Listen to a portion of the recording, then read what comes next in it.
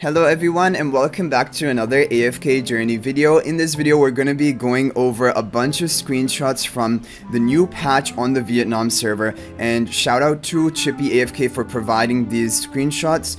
He shared them in the AFK Analytica Discord server. I'm going to leave a link to in the description of this video to both the AFK Analytica Discord and ChippyAFK's Telegram chat, which he uses to update people. If you want to join, that is t.me/ChippyAFK. Anyway, starting with what we have here, the loading screen is now going to have TASI featured on it, which means the first rate of recruitment we're more than likely going to be getting is going to be TASI.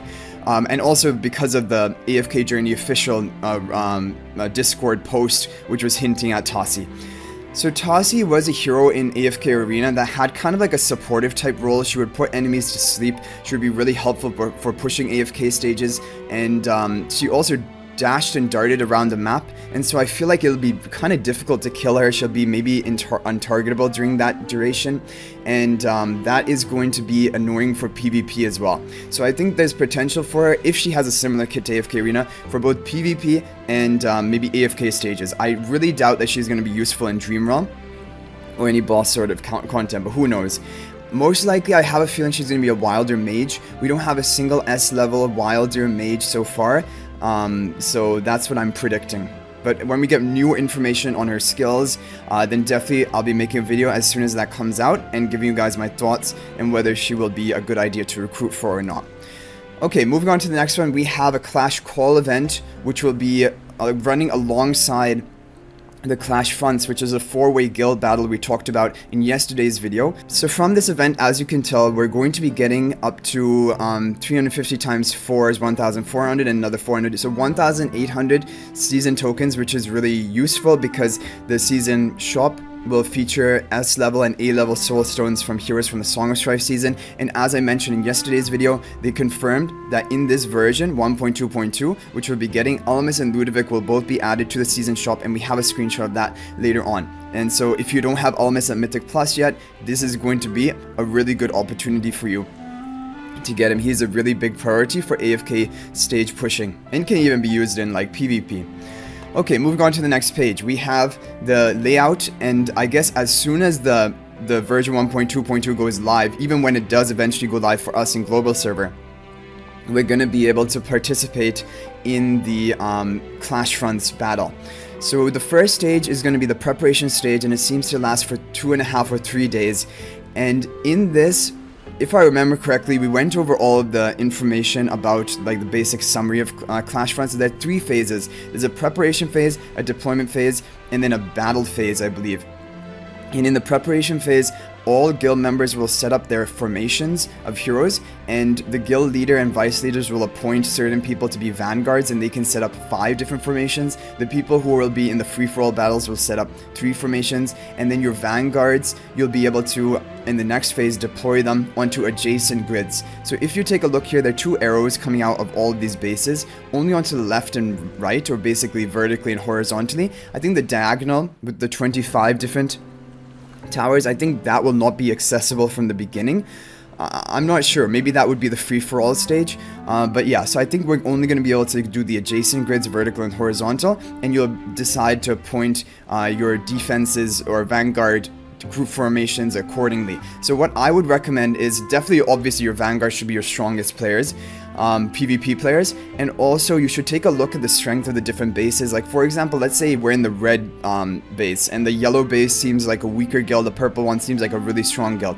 We want to put all of our top defenses on the top to compete with the purple guild, and then our weaker defenses can go against yellow and we should still be fine. So that's kind of the thing. Everyone will be set to the same resonating level, as you can see there, level 240. And the event lasts a long time, but it's because we will have multiple battles. Like, we're gonna have in total, I think, 4 different battles against different guilds, and then based on your ranking at the end, you're going to get rewards. So moving on here, we have the ranking rewards. I'll zoom in here, but first I'll just explain it to you, and then we'll zoom in so you can see it better. So the lowest tier you can get will still be a grand prize of 5 stellar crystals, 10 temporal essences, and then we don't know how many manuals and dust essence. I hope it's the same for all. And then for the top 1 to 999, so the top basically almost 1,000, I guess, in the whole game, they're going to get 10 stellar crystals, 25 temporal essences, only 15 more than the lowest ranking tier, 100 twilight essences, which they always give like twilight essences to the top performers in guilds, like even supremacy. However, that is not such an important resource. And for the match rewards are going to be, I think this is going to be if your guild is a top 1, and it'll probably go down to 4 because there are 4 guilds in a 4-way battle. And the top 1 rewards at the highest tier are going to be 3,000 guild coins, 200 diamonds, and 500,000 gold. But let me just zoom in here. So even if you can make it to the elite tier, you're going to be getting like pretty much the maximum grand prize. So this is what a lot of guilds will be shooting for. 10 stellar crystals, 25 temporal essences, that is as much as you get even in the top 1,000 of guilds. But in there you also get the twilight essences. And then for your position, I guess at the end of the settlement of probably the battle, you're going to get 2,200 guild coins if you're the top 1 of elite. And in the top 1,000 you're going to get up to 3,000 guild coins, but of course, then it would be more difficult to be in the top 1. And you're going to be matched against people in your own district for this battle. Only guilds within your district. So the top 1 to 999, it would probably be like a whole game-wide leaderboard, because obviously districts are not going to have 999 guilds in them.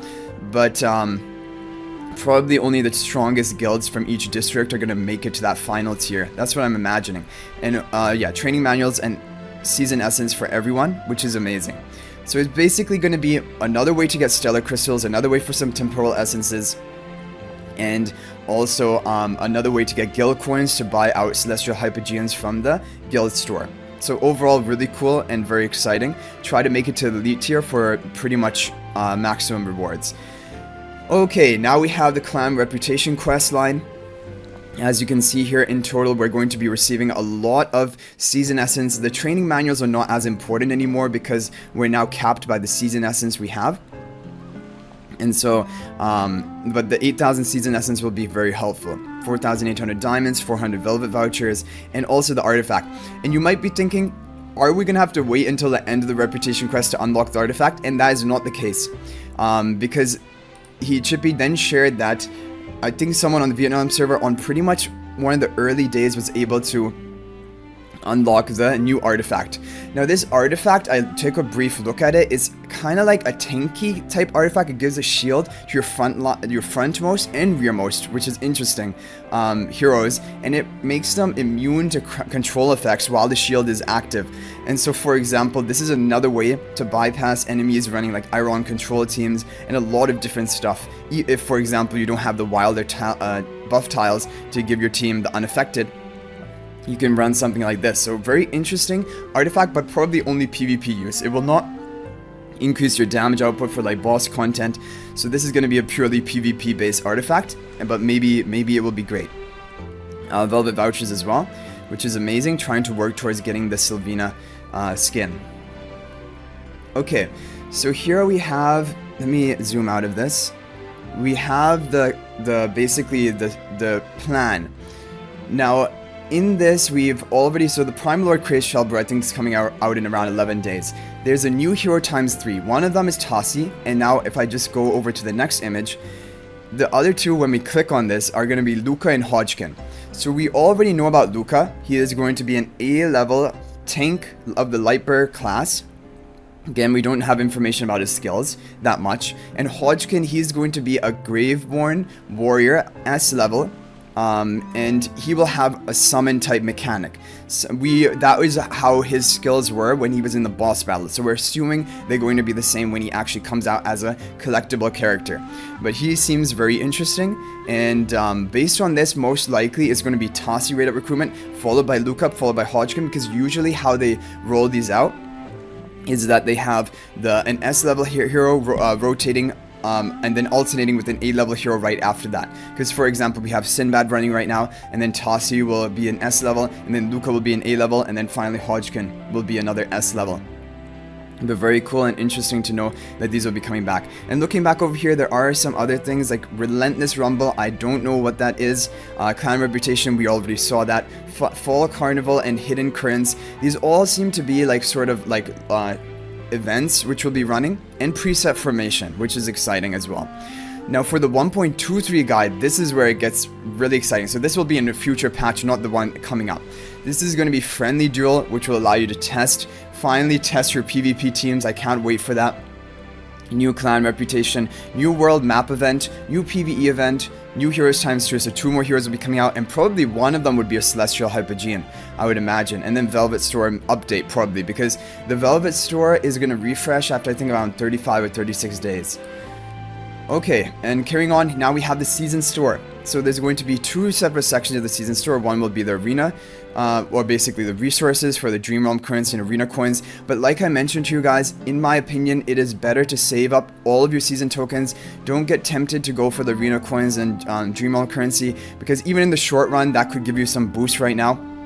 These S and A level soul stones you can acquire from this store in the future when we have access to all of the Song of Strife heroes. This is going to be insane. For example, for me, I haven't built Lenya. I'm really tempted to save up. Now, I've already gotten Almas to Supreme Plus already, thankfully, so I don't need to get Almas here. Otherwise, I would be going for him. But Lenya, I mean, she's a pretty cool hero. She is using some Dream Realm bosses. I would like to build her up, and the season store will give us an ability to do that. Now, it does say 2 out of 2 copies of Almas, but we're pretty sure this is like this is not intended and it's supposed to be 16 out of 6. I really hope so.